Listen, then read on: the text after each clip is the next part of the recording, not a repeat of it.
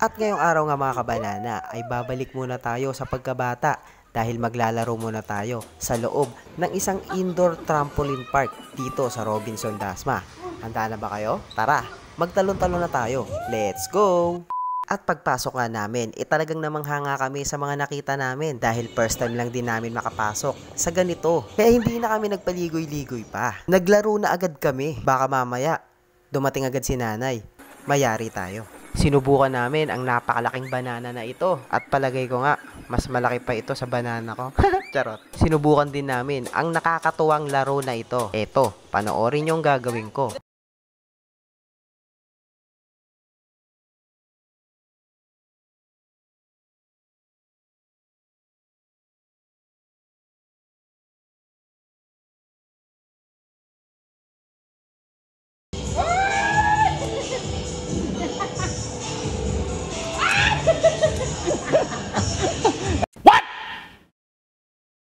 Pumasok din kami sa loob ng Barbie doll house.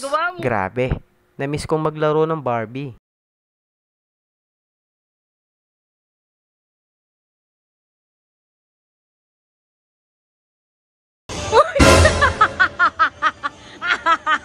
Oy. Oy.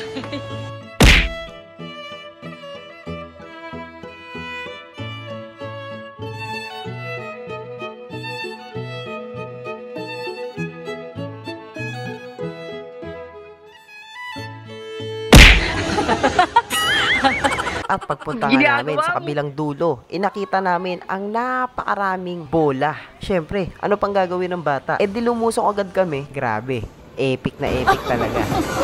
At nilaro nga rin namin ang pagkalaki-laking piano na ito. At syempre, ginaya ko si Charlie Puth. I'm only one call away, I will be changed forever. Charot. At syempre, sinubukan din natin magpaikot-ikot sa higanteng lobo na ito. Grabe. Kung alam nyo lang, hilong-hilo talaga ako. Go! Woo!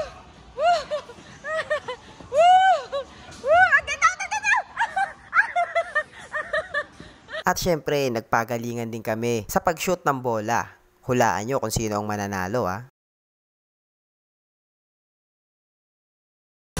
2, 1. At tada! Syempre ako nanalo. Ako kaya si Rokawa. Charot. Only 8 years old below. At eto, nag-isip bata na naman. Gustong maglambitin. Mabigat nga siya. Kulit naman nito. Ara, umiyak na, yari ka. O yan, kasalanan mo yan, ha? Wala ako dyan.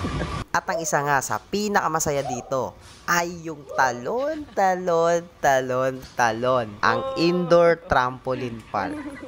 Indoor trampoline park. So ano pang ginagawa natin? Let's go! At talon dito, talon doon ang ginawa ko. Diba? Para lang si Super Mario.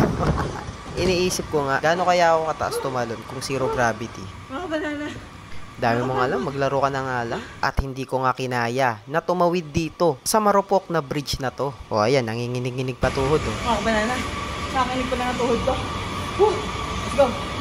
At ang pinakahuli nga at pinakamakulit sa lahat ay nung pumasok kami sa loob ng nest na ito. Grabe, ang daming lusutan.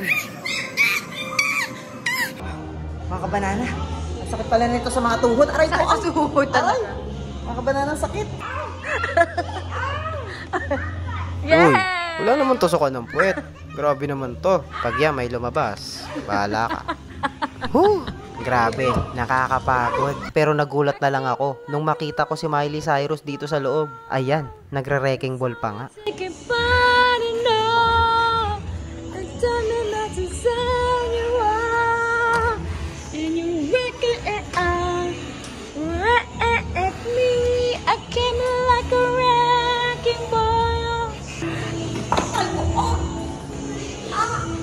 Anyway, hanggang dyan na nga lang muna mga kabanana ang video natin ngayon. Sana nag-enjoy kayo. Abangan nyo ulit ang mga kulit naming trip. Hanggang sa muli, paalam!